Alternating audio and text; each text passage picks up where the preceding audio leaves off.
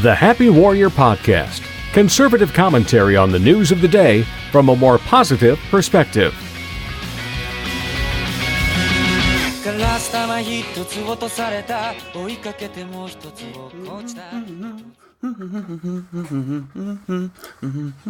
I love that song. That's good stuff. That is Bump a Chicken, if anyone was curious who is the artist of that song. You can look it up. The song is Karma by Bump of Chicken. It's a Japanese rock band.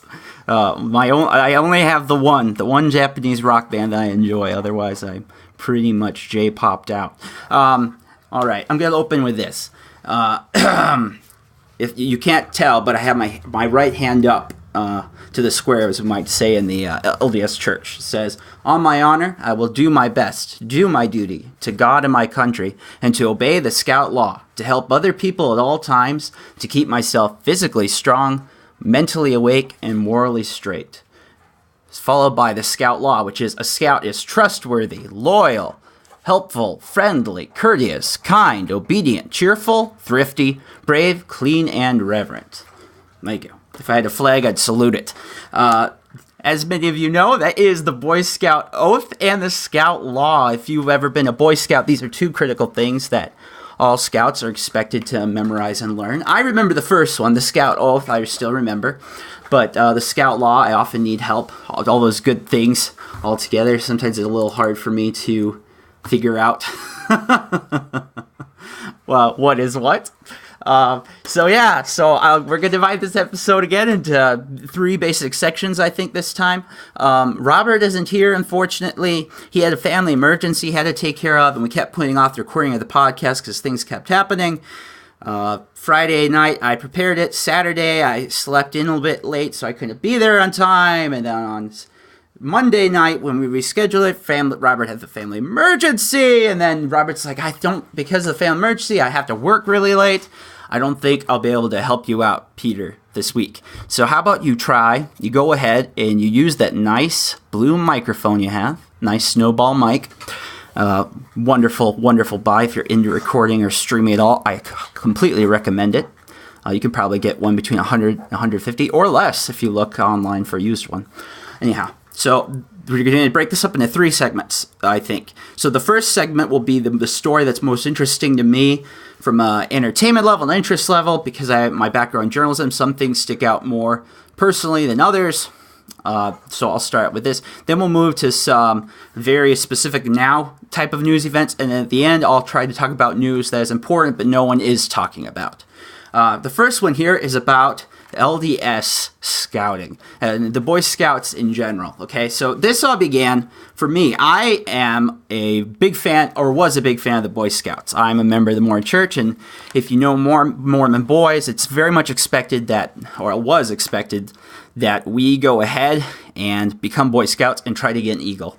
Many families I know say that they won't let their kids get their driver's license until they become an Eagle Scout. Not an uncommon thing I used to hear.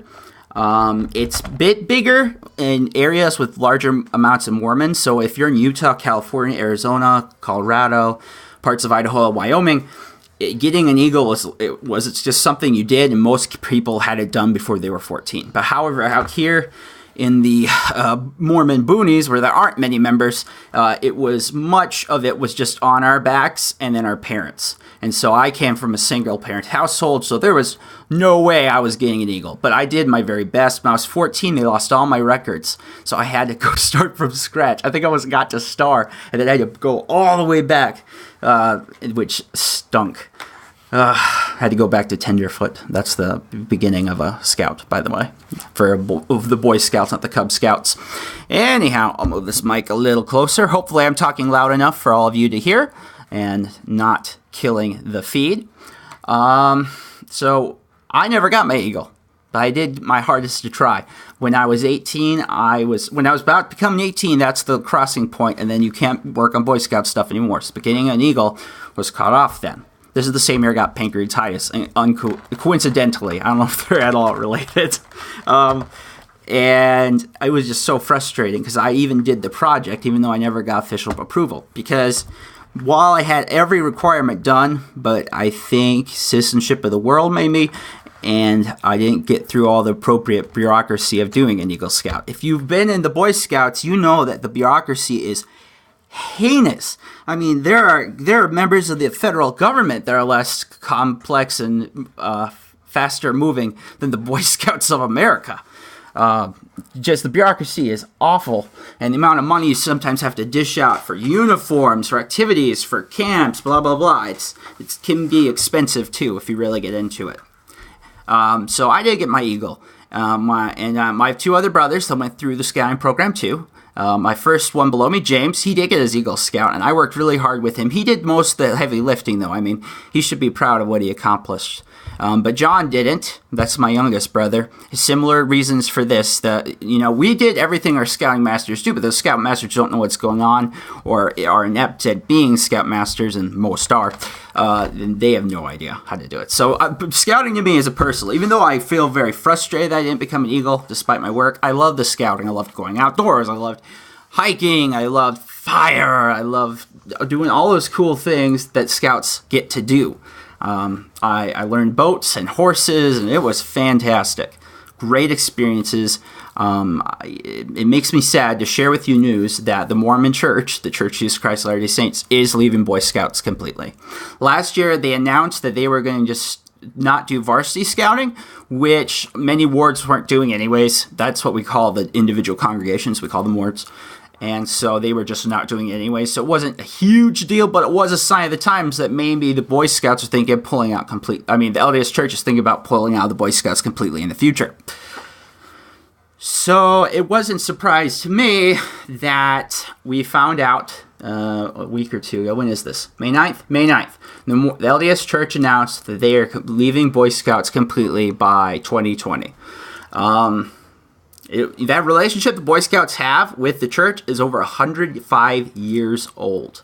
It's almost as old as long as the Boy Scouts have been the Boy Scouts of America. The Boy Scouts, of course, if you're familiar, came from the work of Powell in Britain, and then that we went to other countries. The United States was one of the very first, and probably the most populated of the scouting regimes. And there's the Boy Scouts of America kind of do their own thing, but they are technically under the Boy Scouts of the World organization.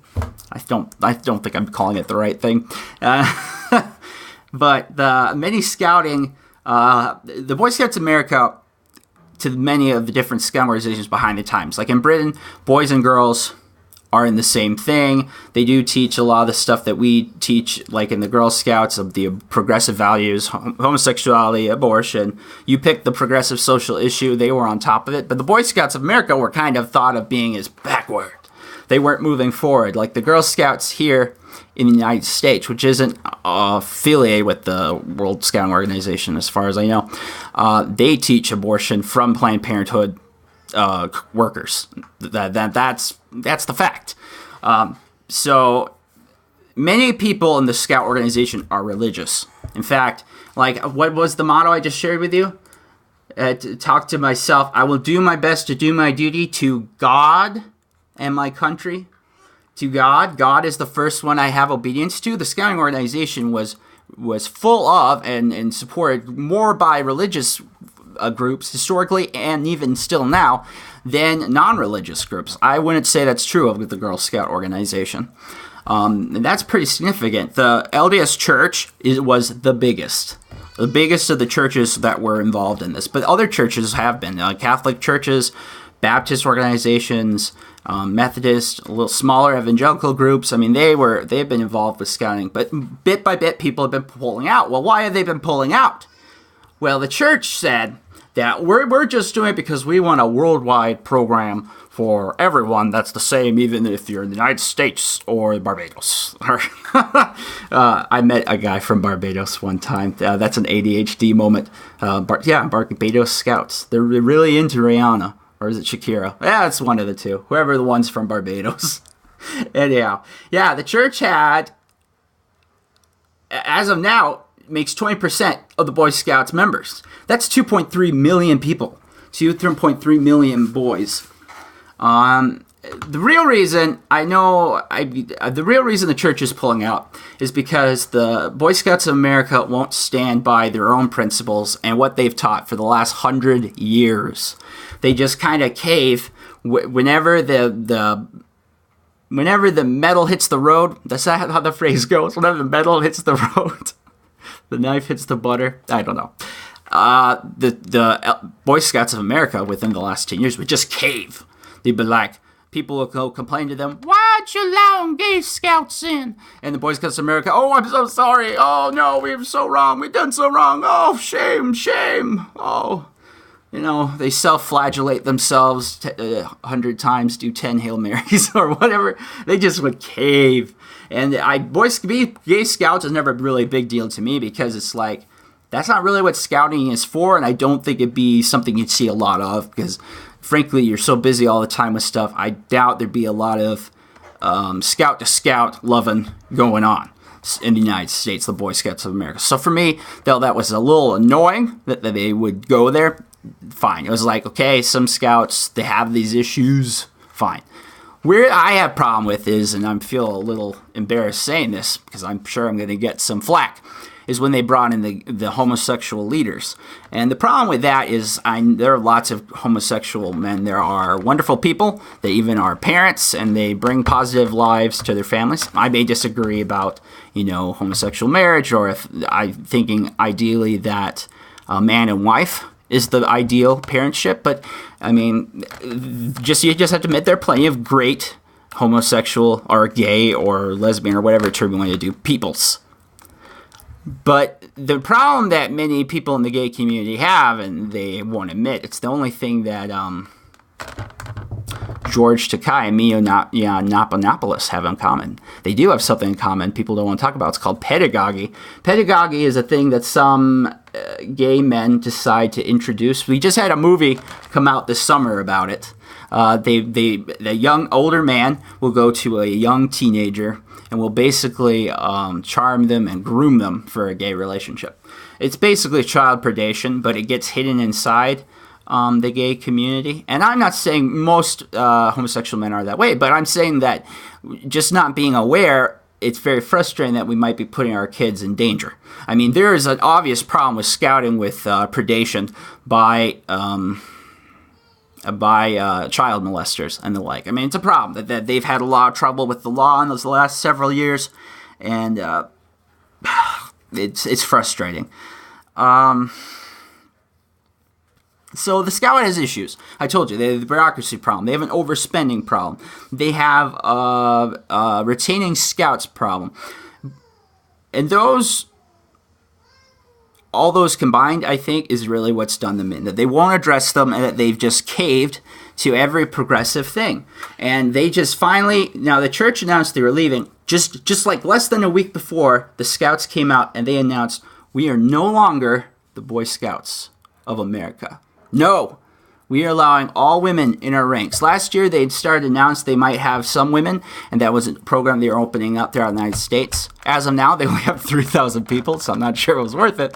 But they're saying that's going now. It's going to be completely boy and girl at all programs, at all levels. And hear us out. We're no longer going to be the Boy Scouts of America. We're going to be Scouts BSA. Now, BSA is in the initial standing for, Boy Scouts of America. No, it's Scouts BSA. Don't ask what the BSA is. I don't know. They don't know. But that's what they are now. And it's very frustrating to me. Look, I get it. We all have different values, I think it's okay for groups to be different and to stand for religious beliefs and principles. Homosexuality, for example, is one that is a common thing in the Judeo-Christian Islamic theologies. It's very common that homosexuality is a sin. The majority of your members, Boy Scouts of America, are religious. So telling them to go F you, give them the middle finger and shove them off, not wise from a business and organization administration perspective. And they've just caved too many times to this stuff. They won't stand for their principles that they tell us scouts to live by. And frankly, they just kind of abandoned them.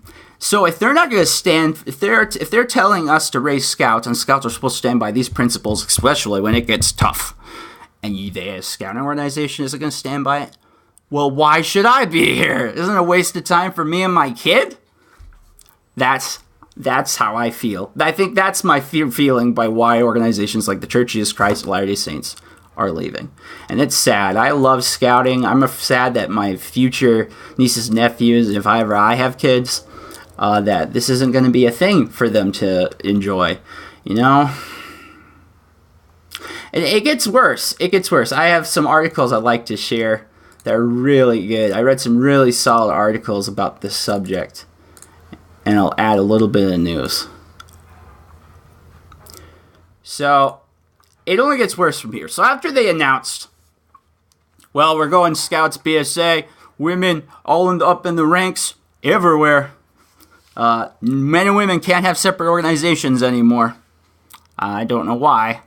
I guess that's very woke when we eliminate all differences between the sexes, including individual arts and groups. You know, we can't have boys and women's choir differently. No, we have to have women in all of it. But even though it's a cappella men, and that is a unique art form that, you know, has a history in Western culture. No, can't have that.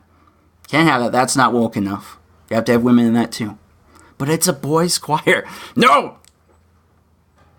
You know, you can't reason with them. Anyhow, it gets worse because the Boy Scouts World Jamboree leadership announced at the World Jamboree, which is what they do once a year, it's for the World Scouts host it, and then it's 2 or 3 scouting countries, those organizations, have it and host it on behalf of the International Scout Organization.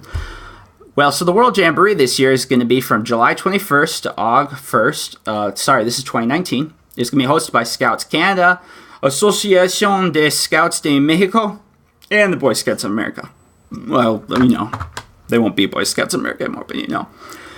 It's going to be the theme is called Unlock a New World. The theme speaks, quote, "This theme speaks to the new adventures, cultures, and friendships that will be shared by Scouts from around the world during the event."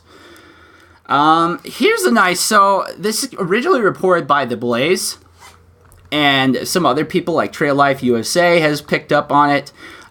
Some family heritage groups like Family Heritage Florida.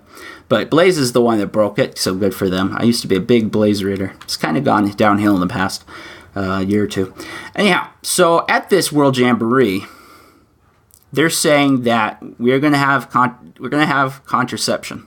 We're going to have condoms, and we are going to have them not just for the leaders, but for the scouts as well. I am not joking. There's a Trail Life USA had the best retort to this. It said, "In light of the mandatory condom policy, it's not clear how far down the rabbit hole the Boy Scouts will continue to fall.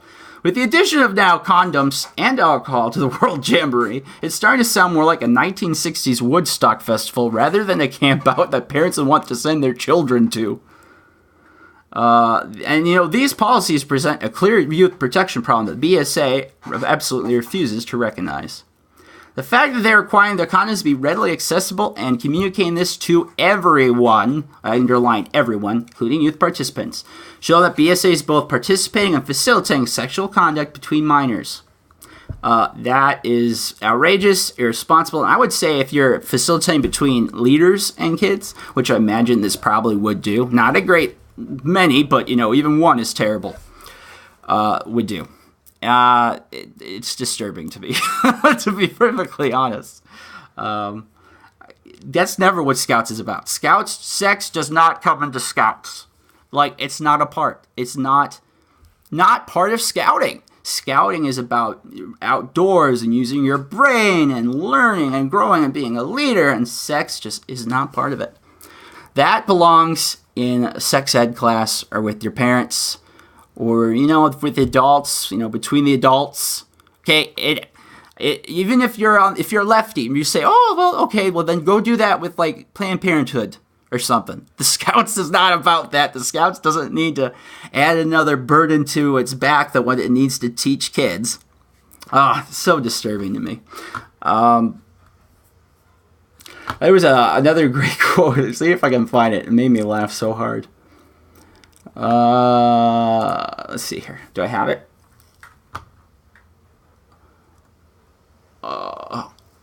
Here we go.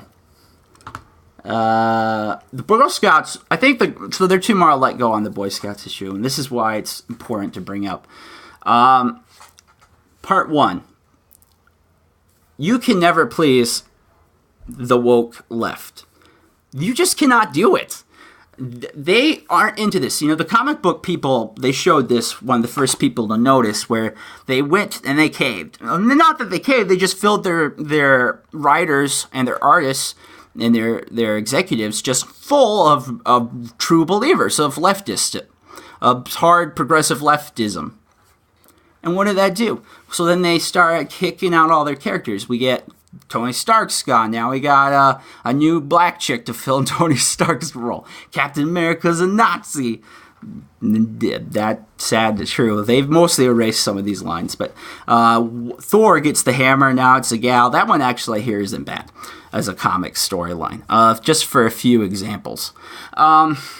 And what they found out is, though, even though they replaced all the classic characters, or many of them, with new woke icons, Miles Morales is another one. He was Spider-Man for a while. No one was buying comics. The people that buy comics, I'm going to be honest, they're men, they're nerdy, they're not woke. They may vote left, but they aren't buying left. Then what they found is the sales of the comics would plunge, particularly physical copies, at comic book stores, which is a dying breed, sad to say. The thing is, they talk a lot, they squawk a lot, they're really loud, but they don't buy comics. The left just doesn't buy comics. I hate to tell you this. It's a new secret, but they don't buy comics.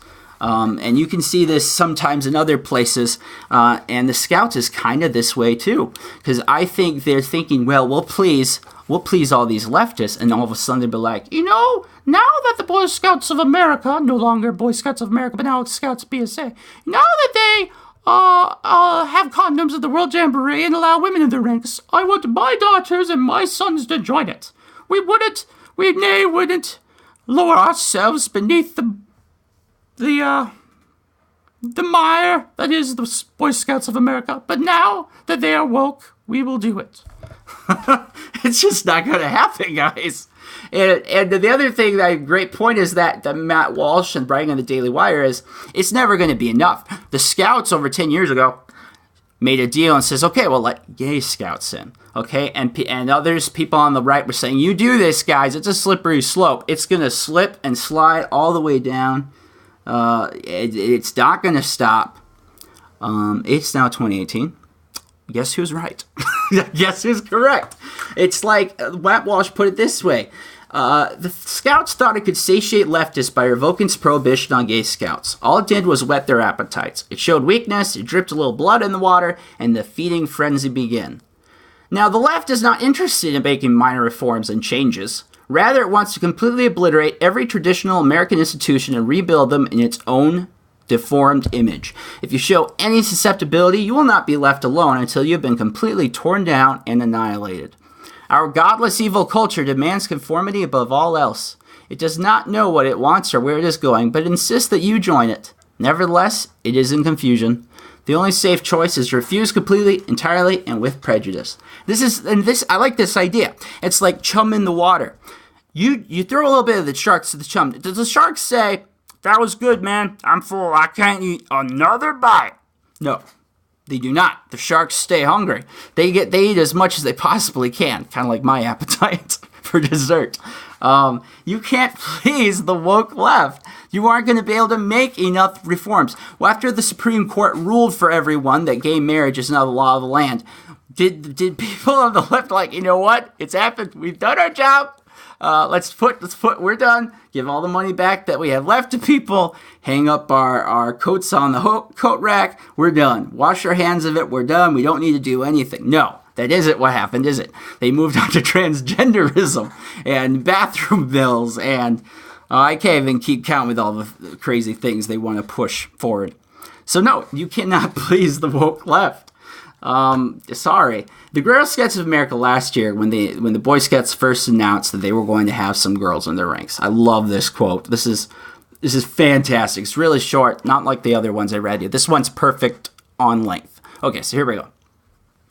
The Boy Scouts house is on fire. Instead of addressing systemic issues of continuing sexual assault, financial mismanagement, and efficient programming, BSA senior management wants to add an accelerant to the house fire by recruiting girls. Enough said. The Scouts have real problems. The organization has real financial, organizational problems. Being woke is not going to fix it. Okay, being woke doesn't fix your own personal life, right? Or doesn't make your job necessarily easier. It's not going to fix the organizational problems. And you hear me this. I mean, I think the Scouts BSA will survive in some form, but I don't think it'll be as big. I think it will only continue to shrink as more and more conservative or religious families pull out. And frankly, even if you're not conservative, and even if you're not religious, if you're even leftist and agnostic, you may not have interest in the Scout organization just because you know this is an organization that doesn't stand by its principles. I mean, they just cave. And that's all I have to say about this. Okay, on to our next topic of discussion. So originally when I outlined out, I was going to make segment 2 about the MS-13 Trump Pelosi story. I think that one's kind of burned itself out. I'll just go I don't know if I get in 30 seconds. But basically Trump said when he was talking about MS-13 and the crimes they commit, they said that MS-13 are animals. And Pelosi decided to have a religious epiphany. And it's like, how dare you, sir? We are all God's children. There's a spark of divinity among every person on earth. And that we all have to recognize this as we respect the dignity and worth of every person. As we recognize our responsibilities with the spark of divinity within us. Yes. I sound a little bit like that guy from Regular Time. What's his name with the big head? Pops? Yeah, I sound a little bit like Pops, at least when I hear it from my mouth. So it's so stupid. Nancy Pelosi's, she every now and then, she proclaims to be really religious. We all know she isn't. She's just okay. You can stop pretending. Ugh. I mean, she's a Californian politician. She doesn't need to pretend to have religious beliefs. I don't know why she continues to do it. Basically, MS-13 are animals. They're rapists. They're killers. To become an MS-13 member, you're expected to commit a severe act of violence, often murder. I think just that alone makes them animals in my book. Notwithstanding that they actually have a killer, the gang member, who goes by the nickname of Animal. Not besides the fact that they have a legacy of murder and rape and control throughout the American cities and the border. Big border problems, MS-13. Not besides the fact that a poll that recently came out shows that 56% of Americans agree with Trump. 44 said the comments were unfair, and another 52 were fine with dehumanizing members of MS-13. I would say Trump did not go far enough. I mean, how about let's talk about the rape trees? You want to talk about? That's what I'm saying. He didn't go far enough. There's so many evils this gang does, and other gangs like it, that I think Trump barely touched on the topic, to be honest. And I'm not a huge Trump fan. I didn't vote for the man because I listened to what he said, and I felt that if he followed through on half the things he said, that he would not be a very conservative president. I'm glad in many things that I am wrong. Foreign policy being the biggest one. Tax bill was kind of nice. A lot of the people he's appointed for his regulatory agencies have been awesome. I really like Sec of State Pompeo. I really love Nikki Haley. I like that Shapiro said that Nikki Haley is his spirit animal. That's such a great line. I wish I said it first. That would have been great. Alrighty. So let's move to some stuff that actually are going around, okay? So I'll put 3 more. The first is... we'll do... Which one do I do? Okay, well, first we'll do Tommy Miller. So in Britain, my last episode I did with Robert, That was an episode 9 interview. Thank you for all of you that listened to the Neil Tapio interview, by the way. We talked about Britain and how Britain is losing its freaking mind. I don't know what is going on with Britain. I don't know where their head is at. They just keep eroding civil liberties and their common law system that the world over has tried to mirror, the United States included, especially the United States. They don't care about that anymore, apparently. They just want to be politically correct. The latest instance is catching fire, and I'm glad it is. It's about this guy named Tommy Robinson. His crime was filming outside a courthouse. Now, are you saying, was he being violent? Was he intruding in the courtroom or anything? No, wasn't doing any of that. He was just recording outside the courthouse at the courthouse building. He was doing it because it has recently been reported that there are these predominantly Muslim gangs. I'm sorry, guys, they're predominantly Muslim. Are we supposed to not point that out? And their victims are predominantly non-Muslim. Should I not point that out? What they do is they groom them for sexual exploitation and trafficking. Basically, what they do is they go to a girl as young as 11, and they start grooming her and charming her, and eventually they're going to use her and trick her to become a prostitute or to become a sex slave. There's nothing I can think that dying, being murdered is preferable to those two options. That's just evil. He was just taking his camera and recording this. And Britain lost its freaking mind. Britain, specifically a judge. So, here, let me scroll down. It gets worse because Britain, see, when if you're a victim, you're a mom, you're a dad, your kid gets taken away and you never see the person again, or the victim does have the ability to complain, they go up to the social workers, they go up to teachers, they go up to police and other authority figures. And what do they say? They say, "You're lying. Nuh-uh, that's not true. You're lying." And often would mock and laugh at them. The grooming gang allegations, actually, though not widely reported, have persisted for decades. This is something that's been known for a while now. So Tommy Robinson was at the Leeds Crown Court. He was just taking pictures of the defendants going into the court. That's it. For this, he was then surrounded by police. He was surrounded by the bobbies. He was arrested. He was hauled before a judge. He was taken. He was denied his own counsel. And then he got summarily sentenced to 13 months in jail. I'm reading this report particularly from the Daily Wire, but you can find it at a couple other websites.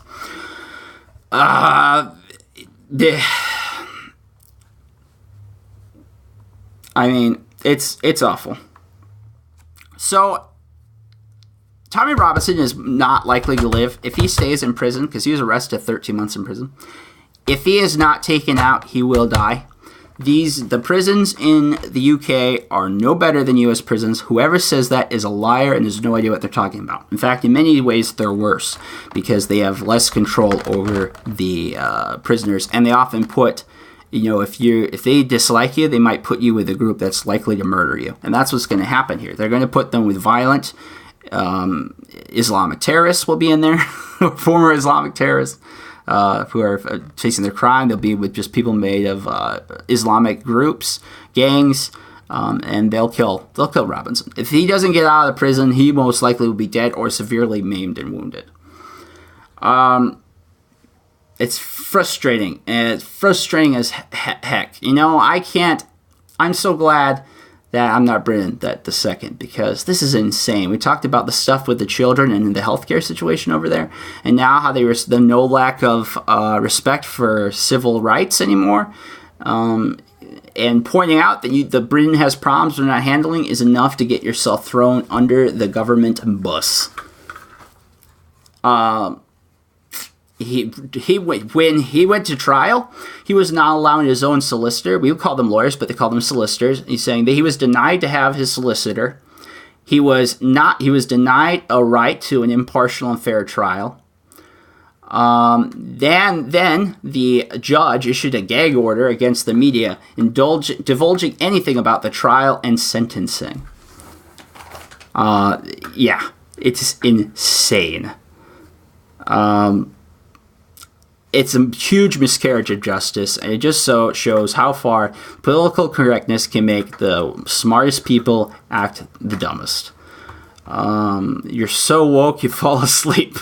Oh my gosh. Okay, so 2 more stories. One, Tesla is mean to media. I don't know if Tesla's a conservative guy, but I read these stories lately where he's saying he says media is at fault for getting Trump elected because the media isn't honest and are overwhelmingly biased and will not acknowledge said bias. He's correct. I don't agree necessarily with this idea. He wants to make a website that would review journalists and journalism organizations. Being a person with some journalism training, I'm a little hesitant to go that route. Just look at what comes out of Silicon Valley and tell me you want those guys more in charge of journalism than they already are. The other one, there's a story going around. It's kind of illegal immigration altogether. So there's this story about, see if I lost the link here, guys. Sorry. Anyhow, there's a story going around that 1,400 kids are being separated from the Trump administration. That is true, sort of. It's true without context. You all know how important context is. This isn't President Trump's policy. President Trump didn't make this policy. It was put in by a President Barack Hussein Obama. And Barack Obama's policy was to separate the kids. So if you have kids, if you have a family of illegal immigrants come through, the Obama administration policy was to separate the family completely according to age group. So siblings weren't even allowed to be together unless they were, like I heard one guy say, unless they were twins, they weren't allowed to be together. And they would separate the parents from the children. This was an Obama policy. When it was Obama, there was over 6,500 people. That's not 1,400, that's 6,500 that we know of that were separated from their parents like this. So it doesn't make it right that it's only 1,400 on Trump? No, but it's not totally Trump's fault either because the laws on handling them are set in and they're hard to change. And that doesn't mean they shouldn't be changed. They should, but they should allow these families to be together while they wait. Thankfully, we need to get on top of our legal immigration system, but we shouldn't be mistreating the children. At least let the siblings be together, for good golly. Just crazy. All right, so those are my 3 news stories of the now. And we are sitting at 37 minutes, so we're doing great. We're right on schedule. All righty. Okay, so those were our 3 news stories. The next news story is a news story that I feel is very important and not known about by the general populace. Okay, so I talked about I have chronic pancreatitis. That's a very painful affliction I've had now for 10 years. It's, what's the word I'm looking for? Idiopathic. Idiopathic meaning it is unknown what is causing said disease. They have some guesses. One of my ducts is a high pressure. It's really small to the pancreas, but there's not really known. It's not genetic. They know that much. It's a problem I've had. And to treat it for most of those 10 years, I had opioids. I had tramadol. Tramadol is technically considered a controlled substance. I still use that now. For me, it gives a little bit of relief, but not a lot, and no pleasure whatsoever. I take, with that some Tylenol, ibuprofen. And then when it gets really bad, at night, I used to take a small low dose of oxycodone. The smallest dose you can, and then just a little bump up to the next one. So I had like a 1, and then I went to 2.5, and then I had 2 2.5s. That was until 2 months ago. As you know, there is something called an opioid epidemic, and I have those in quotes, so you can't see my fingers doing air quotes, but in quotes. And it finally made its sick little way down to me. Now, I do not have a job because I am disabled, and because I'm disabled, I do not have health insurance, and so I have to go to a free clinic to receive any health care. My medicine is paid for by family members. I basically am a bum that leeches off their kindness and their well-giving. And so 2 months ago, I go in to see my doc, and basically she accused me of being a drug seeker. I've never used recreational drugs in my life. I've never smoked. I've never drank. I told you I'm Mormon, and in this religion, those kind of things are frowned upon severely. I've never used recreational drugs. I know Mary Jane is really popular right now. I've never used it. Sorry. So I'm put in this position being called a casual drug seeker, and she does not want to have anything to do with opioids. She tells me that she's taking all her people off opioids, and now, currently, when I talked to her, this is 2 months ago, it was me and a lady with severe fibromyalgia, and we were the only ones with a pain contract. She says, I'm not going to do pain contracts anymore. No one on opioids. And so she kind of washed her hands of me, made me go see a different doc, and that didn't turn out any better. I'll just give you a brief summary and put yourself in my shoes, and then I'm going to read someone else's story, and then I'm going to talk to you about some of the stats surrounding the issue. So here's my story. I wrote this down in the dumps after my visit to the pain clinic. I said, hi, Craig. Craig's a friend of mine. I said, I'm sorry to sound so down in the dumps. I just had such a negative appointment with the pain specialist, and it's very disheartening. I probably should have had more patience with him and acted more Christ-like, but I just don't really know what to say or tell you. Here's what happened at the appointment. So I go in there, and the nurses take my vitals, and I go through my medication list. The doctor eventually comes in, and he says, I'm scheduled for an abdomen shots, according to the GI doctor I saw on Friday. I don't know, it was a weird mix-up. The guy told me, point blank, that I don't currently have pancreatitis. He said that is exactly what the doctor wrote him, that there were no tests to prove my amylase enzyme levels were elevated. Many people with chronic pancreatitis don't. But unless you're a specialist at chronic pancreatitis, you're generally taught that's the only way to that's the main way to test for pancreatitis. He wanted to know, basics. Where does it hurt? How much? He asked me what was the most effective way to find pain relief for me, and I told him honest. I said I was using OxyContin. That was the most effective pain relief for me. I also used to have a Butrans pain patch, which is technically an opioid, but it's something you have on you all the time. It's much safer than, say, something like a fentanyl patch. It isn't there to treat the pain completely. It's just there to reduce the pain lows and highs. So you're not trying to get over such high pain hills when you're in a pancreatitis attack. Basically, he said I should exercise more, and he said that he was not going to prescribe any pain medication. He said that he would just have me use something called Cymbalta and gabapentin, neither of which are pain medicines. One is a antidepressant, Cymbalta. The other one is a GABA medicine that's kind of used sometimes to treat pain. I have no idea if it does anything. I don't know if either of them help my pain. And I said, I have no problem with oxycodone. I have no problem getting off narcotics as long as you have an alternative. That's what most people would say, correct? I just want to get out of pain. I don't necessarily want to be a druggie.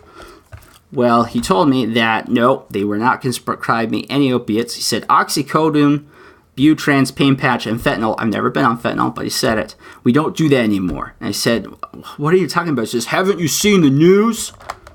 And it was at that point that I kind of blew my top. I lost my cool. I didn't cuss at him. I just told him that, to be perfectly honest, I did not care if there were junkies dying from taking illegal drugs. What did that have to do with me? What did that have to do about me getting out of pain? That's their problem. I'm sorry that they're going through that, but that has nothing to do with me. And I said, sir, you're the one that people wash their hands of and give to. You're the Pontius Pilate. I tell them that. Basically, every other doctor says, well, we'll send you the pain specialist and then they will deal with you. You're the people they toss the hot potato to. And he told me to calm down. I can't talk to you when you're like this. You call someone a casual drug seeker and saying you're not going to treat them for their pain and see how they react. And so I just got out of there. I should have been more Christ-like. I should have just took the humiliation, suffered it, and just finished the visit.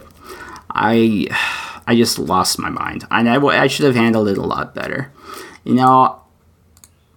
People hear about the opioid epidemic, and basically all they hear is fentanyl and the evils of fentanyl and all these poor people getting addicted on these drugs and then dying from some overdose. And that is far from the truth, and it doesn't talk about at all the people that have chronic pain problems and now are getting their medicine taken away.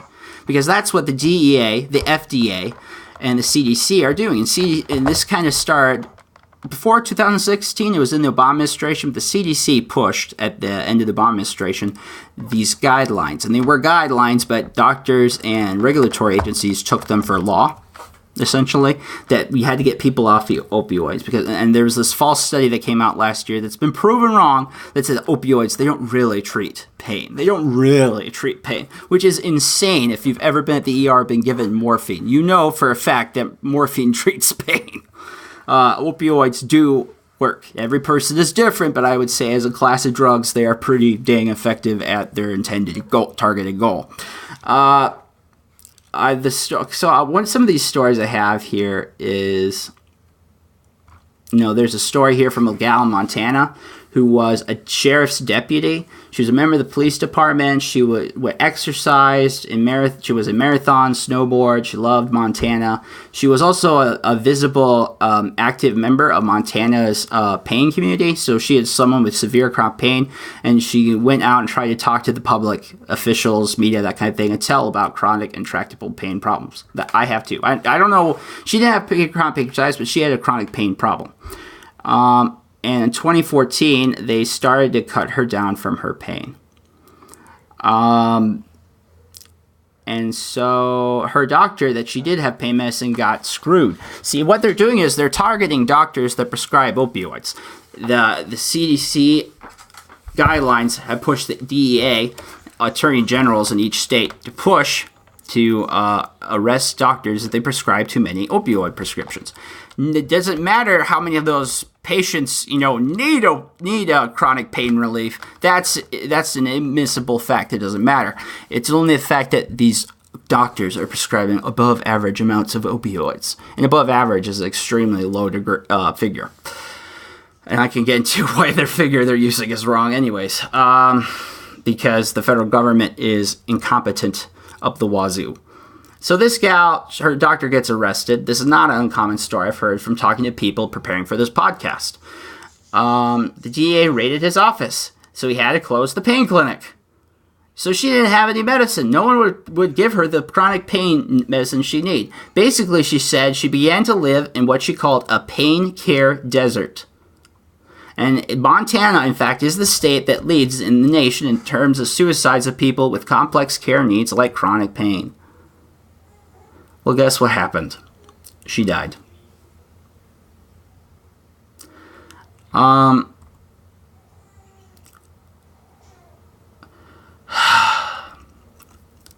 This is one of two stories that I read that I have a hard time not tearing up about.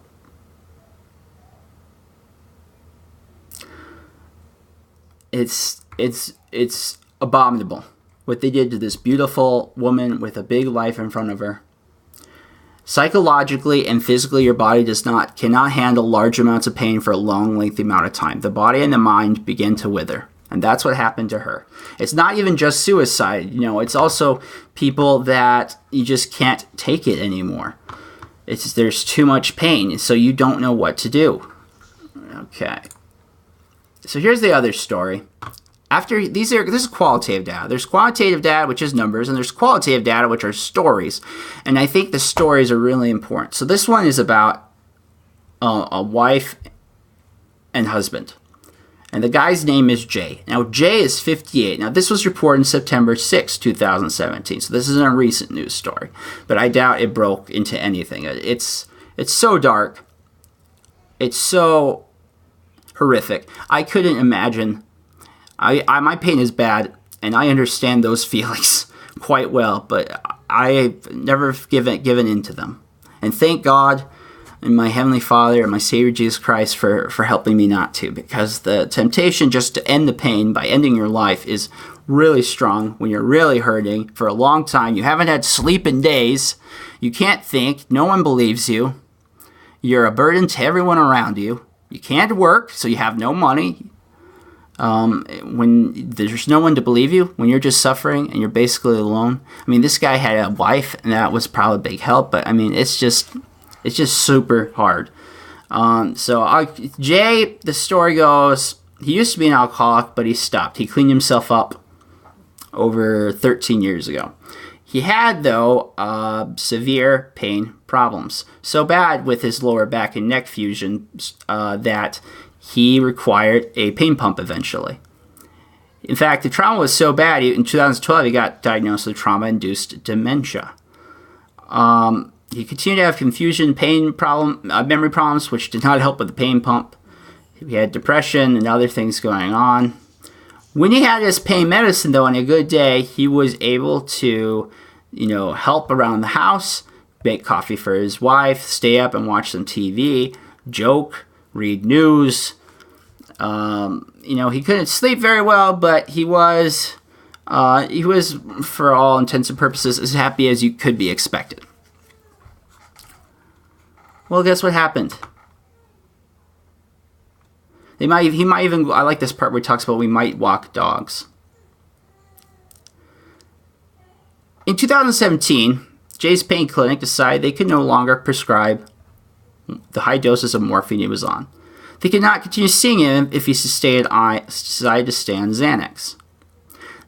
I quote, "I begged the pain doctor, yes, literally begged for some other option. The doctor said if Jay continued the Xanax, he would no longer see him. He would not give other options for medications. At one point, he even said that most of his patients with pain were, quote, making it up, unquote.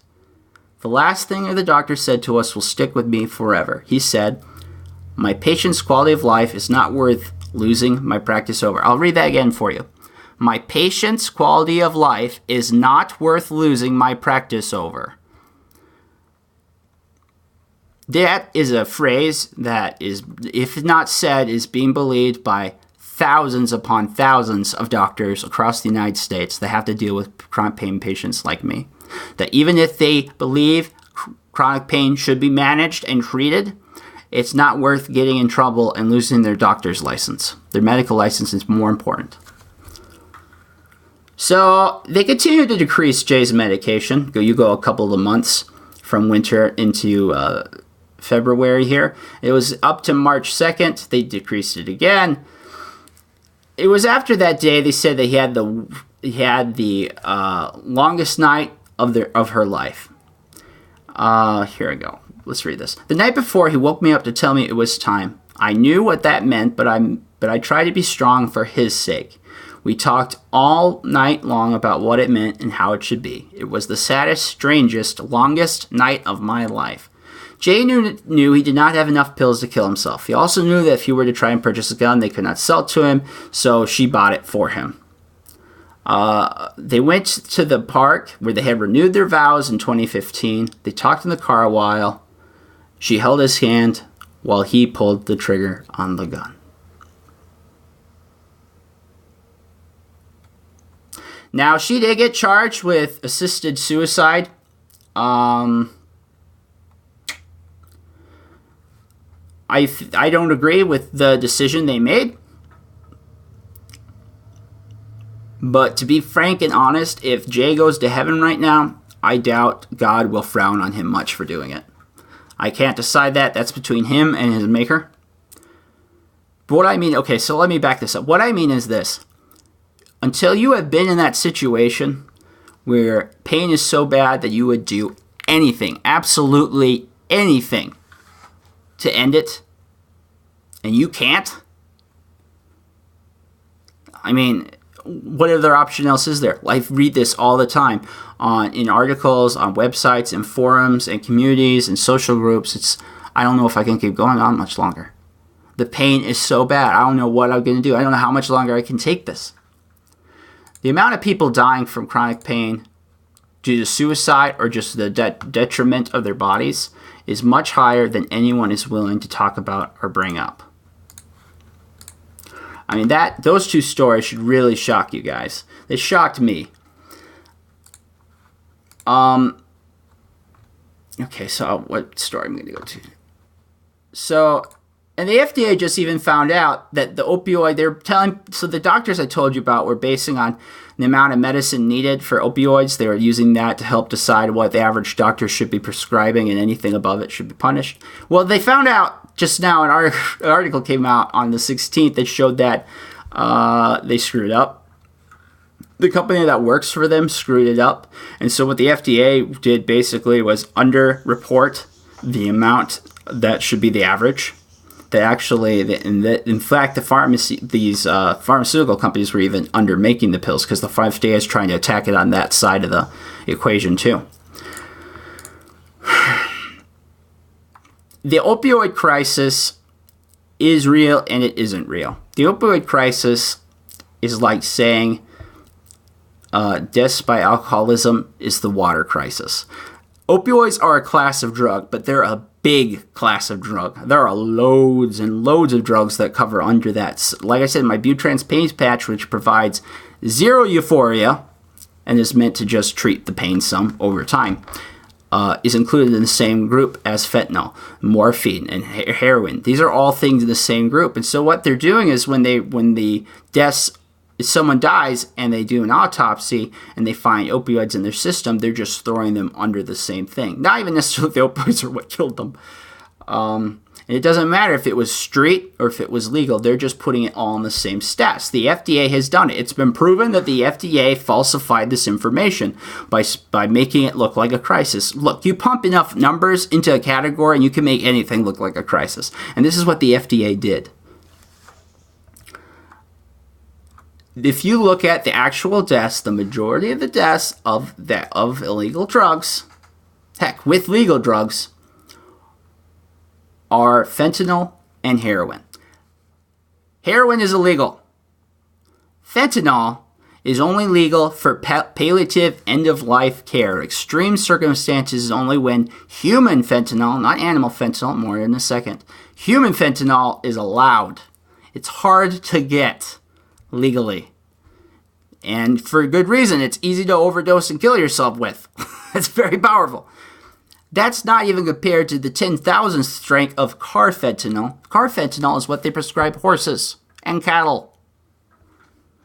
That is what's being sold on the street. When they talk about, so carfentanil and fentanyl, they can go by the same name, but they're different drugs because based on the strength. Carfentanil is 10,000 times stronger than a fentanyl dose.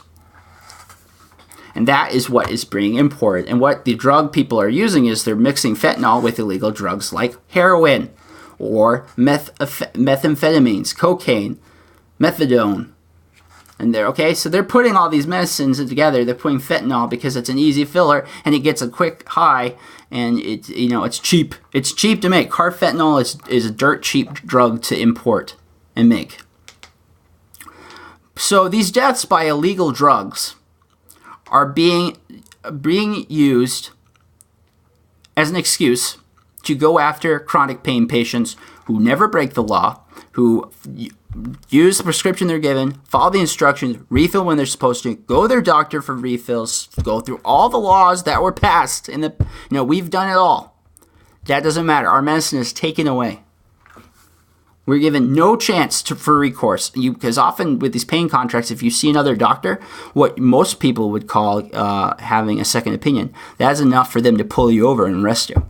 So people they can't even go and see if they can find a different primary physician or different pain clinic physician if they already had a pain contract. It's so frustrating.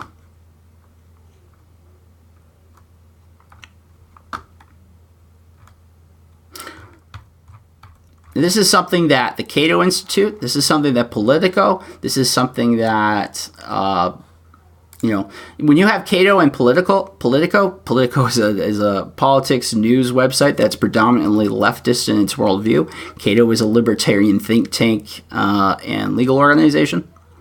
When they both agree on an issue, it should be worth taking notice. They both point out that this is dead set. The way the FDA is going after this is primarily going after chronic pain patients through their doctors. This is madness.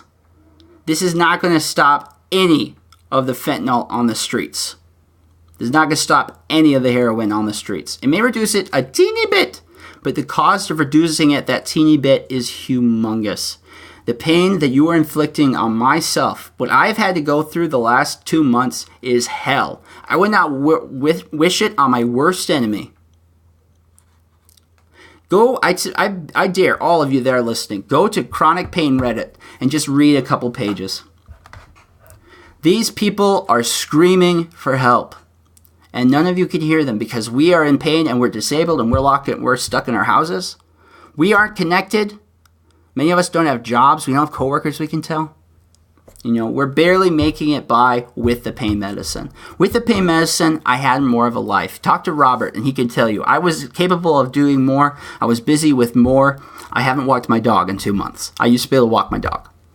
I used to be able to do work on chores around the house. I used to be able to help with my family more and be a bigger part of my family. Those things have been stolen from me. And I use the language stolen. This is selfish and wicked by bureaucrats at the FDA, at the DEA, people who want to mark a notch on their belt and make a name for themselves, have tried to find an epidemic, and they're following through with it. To those families who actually have had family members get addicted to drugs, I apologize that your family and having that problem. I have an addictive personality. I know I have that kind of brain. That's the kind of brain I was blessed with. So it's a good thing I am Mormon. Because if I had actually been in any of those stuff, I probably would never been able to get off. I'm willing to recognize that. But those people like in West Virginia, they're having this problem. I'm sorry. But how is it right to go after people who are following the law? People who are following the rules and aren't selling their medicine? And by doing that, are we really helping those that are already suffering? These are the kind of questions we need to ask. And people, you need to wake up. If the very few people that hear, I had up to 300 with the last one. So if 300 of you hear me, tell your family, tell your folks. If you have friends, if you have coworkers, talk about this. Talk about all us people that aren't, hugely involved in society because we suffer with medical conditions and chronic pain. But how we're suffering extra and unnecessarily because of some bureaucrats in Washington, D.C. So here, we're at 101, so I'll end it with this. I am the precinct leader for the Republican Party of my precinct here in Sioux Falls, South Dakota, Minnehaha County. I think I'm District 15. I'm not very good at remembering what it is. It's not 10, I think it's 15. Anyhow. The vote we get to have this year that I get to be part of is choose between our South Dakota Attorney General. Jason Ravensburg is one of them, and Lance Russell is the other. Jason and Lance, and if any of our Republican friends are listening, you want my vote? You want my support? Tell me how you're going to protect chronic pain patients like me and deal with this crisis, and how you're going to stand up to us when you have to deal with national law enforcement or local law enforcement once you become more involved and the state wants to get harder on this issue. That will be the deciding factor for me on who I choose my vote for. It's the only power I have. It is a smidgen of power. It's practically nothing. But that is what I'm going to use it for. And I ask you to all to pray for me, pray for all those that are suffering, that need medical help and have had it withheld or not allowed it at all. I'm sorry to end with such a light-hearted topic. I appreciate your time. Thank you so much for listening. This is the Happy Warrior podcast. My name is Peter Pischke. My producer is Robert Melling. Please check us out on my Facebook page, Happy Warrior, or you can type it in, or Happy Warrior Pete at Facebook. If you want to email me, please do. All that kind of information is there. What else? Oh, podcast schedule. Okay, so we'll end with this. Podcast schedule, I'm hoping now to get a podcast out every week. So, and then every 2 or 3 podcasts, I want to do an interview podcast. They won't normally be politicians. I want to just interview interesting people with interesting stories and lives, or people that I feel have made a big impact and are worth discussing. And then I'm going to try, if I can't get with my friend Robert, we're going to try to just produce these single voice podcasts like we had today. Then this is kind of a beta for that. I know it was a little rough. I'm new to this, doing it by myself, not having someone to bounce commentary off. That really helps. I appreciate your time. Thank you for all you do. Please listen again. I'll try to get these to be more regular. Thank you for your support, and God bless you, and God bless America. Thank you for listening. The Happy Warrior Podcast, hosted by Peter Von Pischke, produced by Robert Mailing, a production of the Sioux Empire Podcast Network. Learn more at happy-warrior.net. 僕に疑われてる必ず僕らは出会うだろう同じ鼓動の音を目印にしてここにいるよいつだって飛んでるからくたびれた理由が重なって揺れる時生まれた意味を知る存在が続く限り A production of the SiouxEmpire.com